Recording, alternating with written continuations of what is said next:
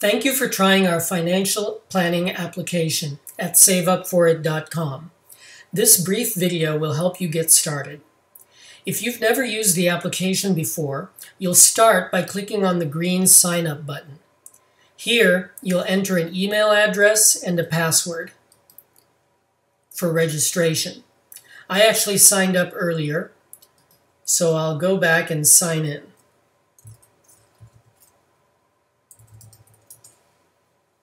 The first thing I have to do is create an account.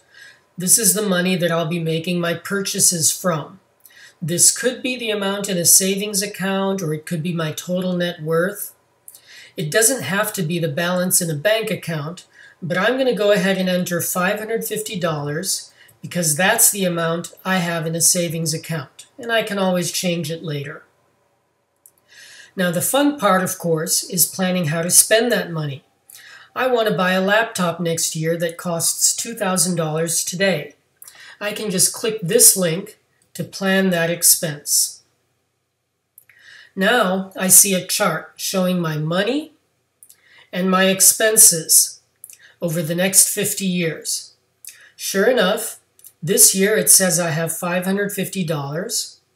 Next year I'll have $561 because I'm earning a bit of interest in my savings account. The laptop may cost $2,000 today, but next year it'll cost a bit more because of inflation. Obviously, that's more than I'll have next year. That's why this bar shows in red. I can't make this expense in this year. Hold on though, I may only have $550 today, but I figure I can put $1,000 a year into my savings account. To do this, I just click on one of these capital bars. Now I'm going to click on this calendar button to access some advanced options. The growth rate is the interest rate I'm earning on my savings. The annual addition is blank, meaning I'm not putting anything extra into that account on an annual basis. Let's change this to $1,000 and click Close. Well, that made a difference in the long term, but I still can't buy a $2,000 laptop next year because I'll only have $1,561. All right, well, I guess I'll buy a $1,500 laptop instead. I click on the laptop goal and reduce the cost from $2,000 to $1,500. And it turns green and it shows me making that expense. Now let's do some serious planning for retirement. Let's say I've been working for some years and have $200,000 in a retirement account, growing at about 4% annually. Let's add this to the $550. Just to keep things simple, let's assume that it is all growing at the same rate. We're going to change the name to Savings Plus Retirement. It's all going to be growing at 4%, and the total amount will be $200,550.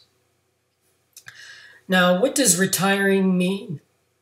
It means drawing an annual salary from my own savings, and there's a goal for that. If I click on this goal, I'll be drawing an $80,000 salary annually from my savings. But things don't look good. Inflation is a killer. It looks like I'm running out of money just 4 years into retirement. Maybe I don't have to spend $80,000 annually from my savings. Let's change this to $40,000. Well, that's an improvement, but I've only delayed the inevitable. What if I put away more annually? And what if I choose a better yielding fund for my retirement investments? Let's assume my retirement savings are growing at 7.5%, and let's put away another $5,000 a year.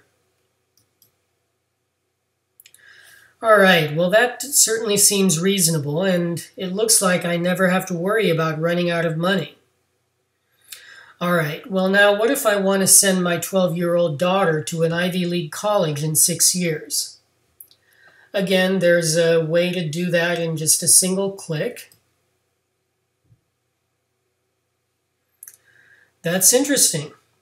I can actually afford that, and I'm not running out of money in the next 50 years, but the trend is not good. If I were to extend this a few more years, then I would run out of money.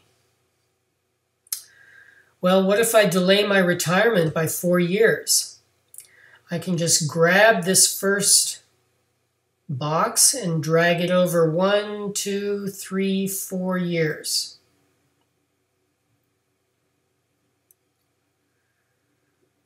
All right, well that made a big difference. It looks like my capital is decreasing, but it's starting late and it's decreasing very slowly. That's not a bad position to be in. Well, I hope this helps you get started with our financial planning application. One final thing I will mention is that whenever you see a button like this with a question mark on it, you can click it to get help and information. Click it again to close that. Also, we really need your comments and feedback. So please click on this link, enter your note in this box, and submit it.